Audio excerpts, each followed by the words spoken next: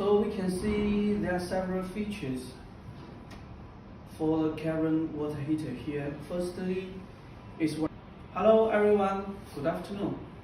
Today we are going to do unboxing of a water heater used in a cavern. Okay, firstly we use the scissors to cut off the bed.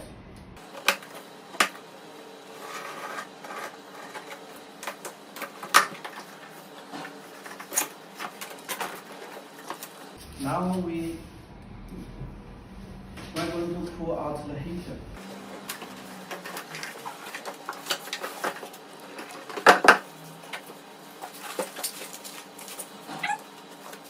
I see some spare parts for the water heater. In instruction manual, this is the jam pack for the safety valve. Yeah, we call it deep hose. And also this is the water pressure valve.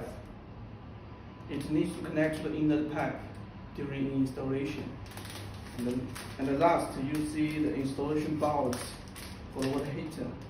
You know, it's mounted on floor, so it screws, just like so.